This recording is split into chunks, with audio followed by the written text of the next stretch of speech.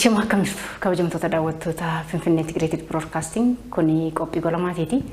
Golli maatii akkuma beektan maatiiwwan hedduu gaa'ela isaaniitiin milkaan akkasumas dhimma hawaasummaa wajjin walitti dhufeenya hawaasummaa qaban darbeessa ammoo jiruuf jireenya isaanii keessatti bu'aa bahii hedduu warreen dabarsan haala guddisa daa'immanii dhimmoota maatii keessatti raawwatanii fi raawwachuu hin qabne kan jennu maatii hedduu bira geenyee kan simbiraan ittiin geenyudha qophiin kuni kanas hedduun keessan baay'ee karraa barachaa turtan quba qabna gidduutti ammoo gara istiidiyootas deebineerra har'aaf dhimmi kunis dhimma ogeessa wajjiniin gorsa nu barbaachisa jechuudhaan gara istiidiyootas deebinee jirra ogeessa of biraan qaba dhimmi gara ogeessaatti nu deebisa immoo dhimma maatii yoo kaasne dhimma daa'immaniiti bakka guddaa kan qabatee jiru daa'imman yeroo waggoota muraasaan asitti yoo laalle haalli guddina qaama daa'immanii keessumaa magaalota keessatti haala adda ta'een haalatti mul'atutu jira furdina qaamaa humna olii yeroo argamu jira akkasumas ammoo yeroo itti qallatanis jiru yeroo itti ammoo umurii isaaniitii malee wajjaan isaanii yeroo baay'inaan dheeratanii argamanitu jiru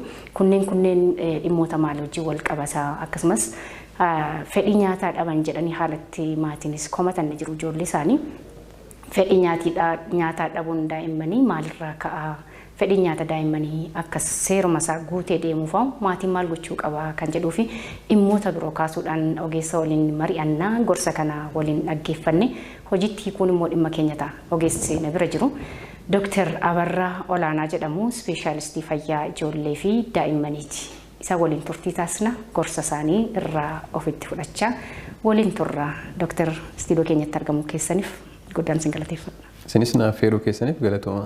Hayyee daawwattoota keenya waliin turra hordofa. Tole mee dhimmuma nyaata kana yoo ka'u yeroo baay'ee ogeessonis akkuma ogeessaatti kan gorsitanii akkuma seektara fayyaattis wanti dubbatamu jira. Daa'imman guddina seera qabeessa argatanii yookaan qabatanii akka guddataniifu nyaata madaalawaa nyaachuu qabanii wanti jedhu jira. Innumti maal jechuudha maanni nyaata madaalawaan haalli keessa darbamu jiru sirriidha yoo sun ta'uu baate rakkoonni fiduu danda'u maaliin nyaata madaalamaa jechuun namni tokko daa'immanis dabalatee namni tokko amma isa barbaachisu nyaata qabiyyee amma qaama isaaf barbaachisu gosa qaama isaaf barbaachisu nyaachuu jechuun nyaanni waan adda addaa fayyada qaama keenya guddina qaamaaf hin fayyada ho'inaaf annisaa kennuuf hin fayyada akkasumas immoo guddina dandeettii sammuufis hin fayyada nyaata madaalamaa jechuun nyaata amma qaamni keenya amma barbaadu kennuu jechuudha malee amma barbaadu olis amma barbaadu gadis ta'uu hin qabu madaalamaa ta'uu qaba akkasumas immoo gosa vaaraayitii gosa adda addaa ta'uu qaba gosa qaamni keenya barbaadu adda addaa ta'uu qaba jechuudha. Tole amma yeroo dhiyoodhaan asitti amma waan baratamne maatiinis kan komatu jira kan kaasu jira wanti yaadda'us immoo qaba ijoolleen baay'een isaanii achuma ta'anii bal'atu utoo waliin guddatiin jechuudha qaamni isaanii baay'ee ol dabala kaan ammoo baay'ee qallatu yoo huqqatan jechuudha yoo qallatan baay'ee qallatu yoo furdatan baay'ee furdatu yoo dheeratan immoo humnaa ol dheeratu kun ka'umsi isaa maali? Ka'umsi akkuma jette gargar dhiyeenyaasi daa'imman haalan baratamneen ol furdinni qaama isaanii dabalaa jira keessuma magaalota keessatti furdinni qaama baay'ee dabalaa jira akkasumas daa'imman yeroo baay'ee yeroo furdoo ta'an dhedheeroo ta'u noormaaliin daa'imni furdaa ta'e tokko dheeraa ta'uu qaba furdaa gabaabaa ta'uun baay'ee rakkoo cimaa kan qabudha akkasumas kan nama yaaddessuun furdinni jiraannaan dheerachuun oolu kun immoo waan hedduurraa madda tokko guyyuma garaadhaa keessa jiran hin kaase daa'imman yeroo dhalatan kiiloon isaanii gad bu'aa ta'e averejilii daa'imni tokko yeroo dhalatu kiiloo 2.5 amma kiiloo 4 ta'uu danda'a giddu galeessaan daa'imman yeroo dhalatan kiiloo 2.5 gad ta'an daa'imman yeroo malee dhalatan otoo ji'a 9 guutiin kan dhalatan daa'imman kun warra kaanirra carraa isaan furdachuus qallachuus qaban jira carraa isaan warra kaan caalaaf furdachuu danda'an jira jechuudha. Maaliif adaptation jira garaa keessa gadameessa haadhaa keessa yeroo jiranii qallatanii waan jiraniif qaamni isaanii immoo yeroo achi dhalatan adapti gochuuf hin kaawwata enerjii kuusaa kun immoo booda akka isaan furdatan taasisa kun yeroo gadameessa haadhaa keessa jiranii achi sanaa booda immoo erga gadameessa haadhaatii baan guyyoota 1000 kan jedhaman jiru guyyoota 1000 jalqabaa kan jedhaman the first 1000 days kan jedhan kana jechuudha. Yeroo kana wanti murteessaan armaadhaadha. Tokko guyyaa 1000 keessaa guyyaa 270 yeroo gadameessaadhaa keessa jiran. Yeroo gadameessaadhaa keessa jiran haati kunuunsa barbaachisu argachuu qabdi. Ofiisheefis daa'imaafis waan fayyaduuf guyyaa 270 achitti guyyaa erga dhalatanii hanga ji'a 6tti armaadhaa argachuun furdina hamaa dhufurraa ittisa. Yeroo ammaa kanammoo akkuma beekamu daa'imman garri caalaan armaadhaa qofan argatan amma ji'a 6tti. Inni kaan aannan ashagamee gurguramu adda addaa jira, foormulaa jira, aannan daakuu gosa adda addaa kennu. So aannan armaadhaa argachuu dhabuunis furdina hamaaf daa'imman saaxila jechuudha. Kan itti aanu haala sochiidha. Daa'imman yeroo ammaa bakkee ba'anii taphachuu, bakkee ba'anii asiif achi fiiguun irrataa jira. Daa'imman eessa oolu taa'anii miidiyaa ilaalaa oolu, taa'anii sa'aatii dheeraa televezyiinii, kompiitara adda addaa, qophiilee adda addaa ilaalaa oolu. Kun furdina hamaaf saaxila jechuudha. Akka averejilii daa'imni tokko guyyaatti daa'imni waggaa 2 gadii guyyaatti sa'aatii tokko caalaa kompiitara wayii televezyiinii ilaaluu hin qabu. Sa'aatii tokkos yeroo qophiilee akkasii ilaalu kana qophiilee daa'immaniif ta'uu qaba kan isaan ilaaluu qaban. Daa'imman sa'aatii tokko ol guyyaatti sa'aatii 24 keessatti sa'aatii tokko ol televezyiinii ilaalan carraan furdachuu isaanii dabala. Kanneen kaanirra sochii dhabuun televezyiinii ilaaluu qofatu hin ta'in akka daa'immanii kanaan dura fiiganii taphachuu dhabuun, kubbaa taphachuun, waliin haasa'uun irra waan dhufeef taa'aa turuun immoo furdinaaf saaxila jechuudha. Inni kaan immoo haala nyaataadha. Haalli nyaataa yeroo ammaa kana wantoota ashagamanii gurguraman karaa kan qophaa'anii dhufan jechuudha. Daa'imman wantoota fireesh ta'anirra wantoota ashagaman filataa dhufu. Maaliif mi'aawaa waan ta'aniif. Wantoonni mi'aawaa kun immoo furdina qaamaaf saaxilu jechuudha. So guyyaa garaadhaa keessa jiran eegalee ji'a 6 jalqaba armaadhaa argachuu, sa'aatii dheeraa mana taa'aa oolu, sosochii dhabu, akkasumas immoo gosa nyaata isaan argatan irratti hundaa'a. Dabalataanis immoo furdinni jenetikii qaba. Maatiin fufurdoo ta'an daa'ima fufurdaa ta'an argachuun isaanii carraansaa ol ka'a jechuudha. Akkasumas immoo haala nyaata maatii. Maatiin nyaata furdinaaf nama saaxilu nyaatu taanaan daa'imman nyaata sana nyaachuun isaa hin oolu. Maatii keessatti nyaatawwan furdinaaf nama saaxiluu danda'an maatiin qophii kana kan hordofu namoota maatii ta'an waan ta'eef maatii mitiyyuu maal inni kan filatee ijoollee isaa nyaata barsiisuu qabu ofii maal nyaachuu qaba akka furdinaaf saaxilamneef isarraa baraa akka hin dhufneef ijoolleen jechuudha mana keessatti.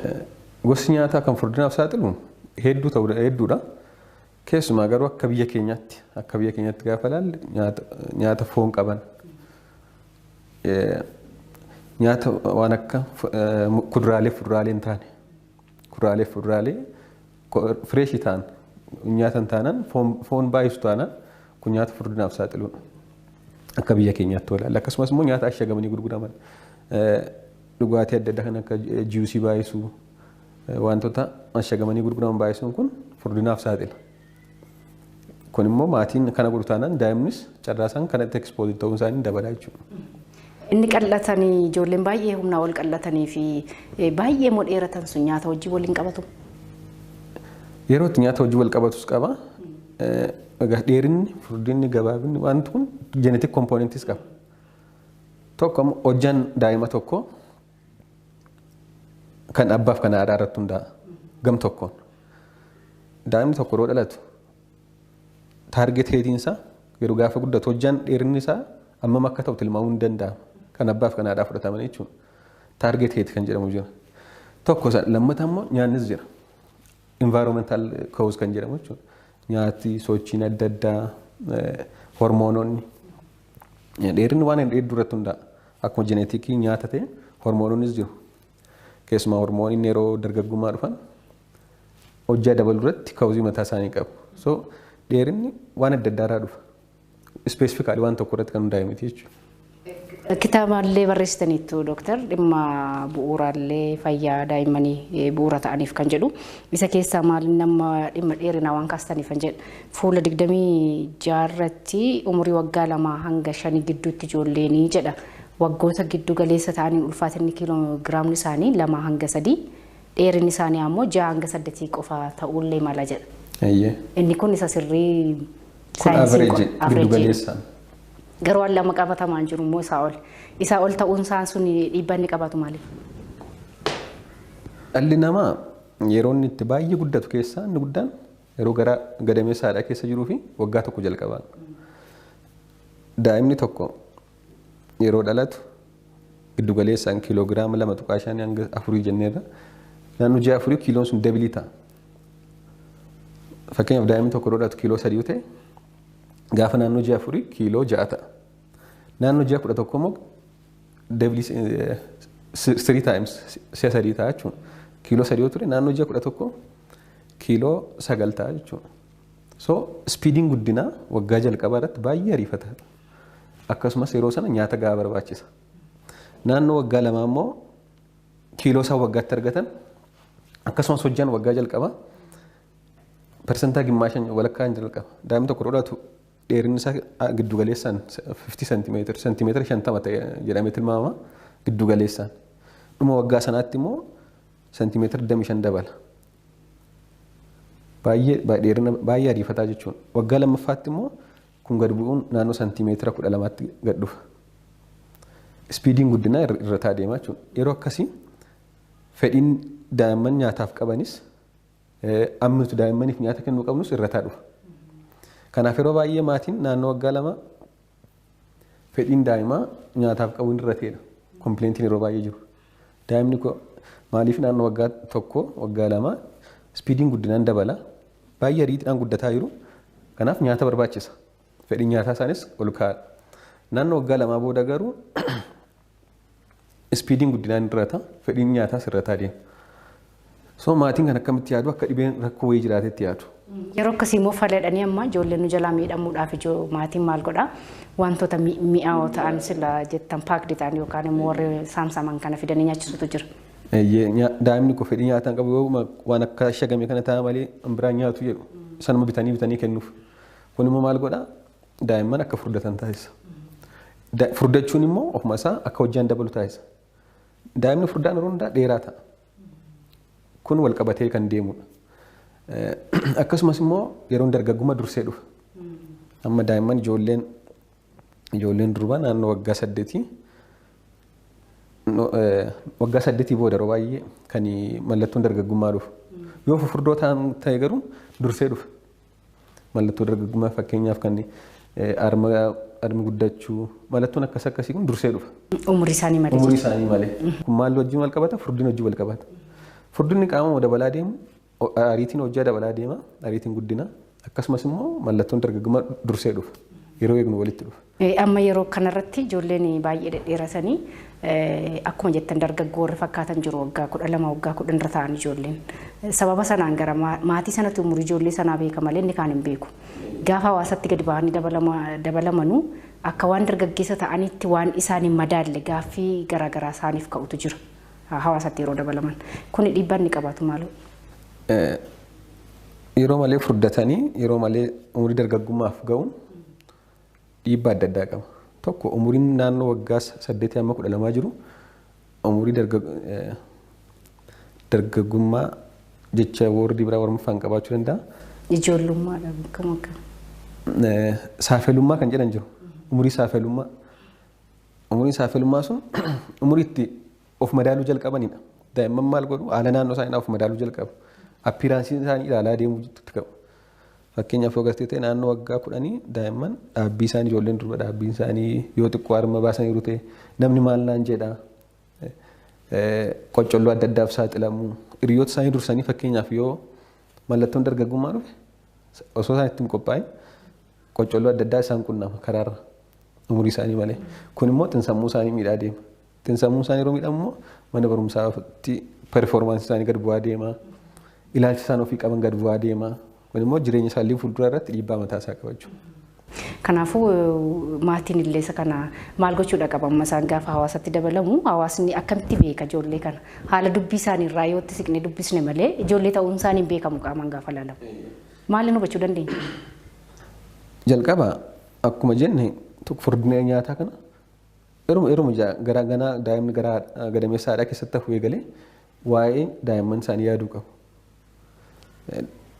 Fayyaa daa'imman isaanii harma hoosisuu. Daa'imman harmaadhaan harmaadhaa hodhanii guddatan furdina namaaf saaxilamuun isaanii, dandeettii yaaduu isaanii, dandeettiin dhibeewwan adda addaa ofirraa ittisuun isaanii ol ka'a. Akkasumas immoo dursanii qophaa'u. Dursanii daa'imman mariisisuudha. Fakkeenyaaf osoo umriin dargaggummaa hin galiin, umriin saafelummaa sun hin galiin wanta eeguu qaban, wanta ijoolleen sun eeguu qaban mariisisuudha. Ammatti umriin kee akkas akkasii. Yeroo akkas akkasii kun si qunnama, kun dhufuu danda'a. Mallattoon akkas akkasii dhufuu danda'a. Kun immoo kan sammuu isaanii akka hin miine, qoncolloon adda addaa jiru akka sammuu isaanii hin miine dursanii maatiin mariisuu qabu jechuudha. Yeroos isaan ofitti amanummaa isaanii dabalaa deema. Jireenya keessattis effektiif ta'uun isaanii fooyyee argata jechuudha. Amma gara baadiyyaatti yoo gadi buune immoo sila waa'ee nyaataa kaasnetti turre amma har'as yoo ta'e duris yoo ta'e ijoolleen baadiyyaa keessatti dhalatanii guddatanu waanuma argatan ganama argatanii bahanii takka turanis waanuma akaayifaa nyaatanii ittiin oolanii galgala waanuma mana keessa argatan nyaatanii oolan. Rakkoon inni magaalaa keessa jiru hin jiru jechuudha. Garuu immoo qaamaan baay'ee ciccimoodha. Waluun madaalan ijoollee magaalaa waliin nyaatuma madaalawaa argatan too jennee iyyuu jechuudha warraas jiranii. Maalinni adda addummaan akka kana gidduu uumamu kan taasise yerootti eeggatanii sa'aatii isaanii eeggatanii warri nyaatanuu fi warreen immoo waanuma argatanii guyyaa guutuu oolan jiru. Waliin argu garuu haala qaamaa fi guddinni qaama isaaniis akkasumas jabinni qaamaa maaliin adda addummaan kan akka dhufu godhu. Wantoonni nyaataman keessumaa wantoonni fireesh ta'an baadiyyaatti argamu magaalaa caalaa. Xiqqoo garaagarummaan beekumsaa jiraachuu danda'a. Garaagarummaan wantoota nyaataman mana keessa jiru itti fayyadamu garaagarummaan jiraachuu danda'a. Ijoolleen baadiyyaatti guddatan gara caalu sosochii qaamaa godhu. Akkuma argine ijoolleen baadiyyaatti guddatan maatiif ergamu asiif achi fiiganii waa hojjetu. Kun immoo physical exercise sosochiin qaamaa jabina qaamaaf baay'ee murteessaadha.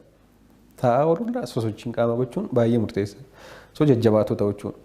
Haa ta'u malee akkuma kan hanqinni nyaatas mudachuu danda'a. Maaliif daa'imman maal barbaadu?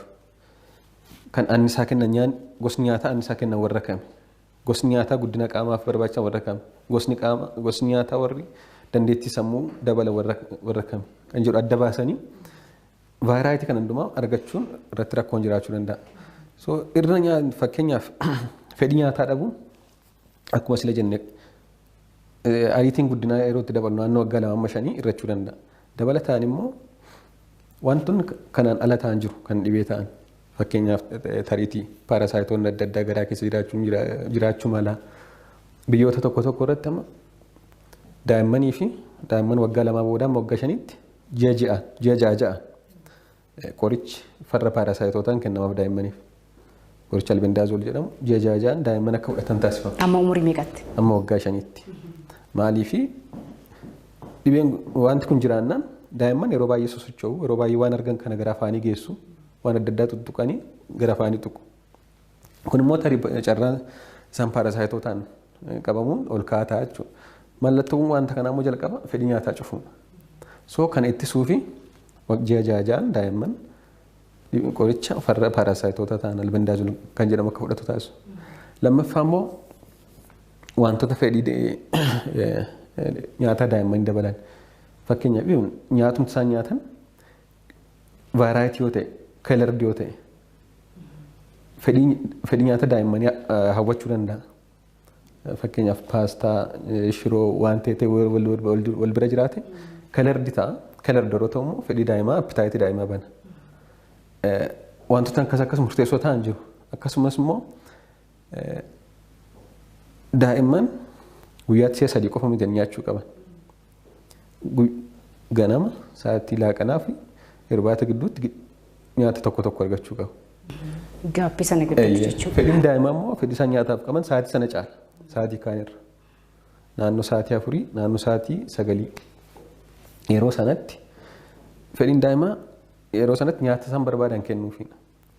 Akkasumas immoo fedhiin isaanii yeroo ta'e nyaata ta'e jaallatu. Nyaata kanaan dura baay'ee jaallataa turan hin jibbu yeroo ta'e irratti jibbanii nyaata biraa jaallatu. So yeroo isaan nyaata kanaan dura jaallatan tokko jibban nyaata dinaadhaan dhiisuun sirrii miti. Jijjiiranii ilaalu. Fedhiin isaan nyaataaf qaban yeroo yerootti jijjiiramaa deema. Yeroo ta'e irra hanqaaquu jaallatu, yeroo ta'e irra daabboo fi shaayii jaallatu, yeroo ta'e irra shiroo jaallatu. So yeroo isaan nyaata kanaan dura jaallatan jibban tokko fedhii nyaataa dhaban jedhanii dhiisuun sirrii miti. Jijjiiranii ilaalu.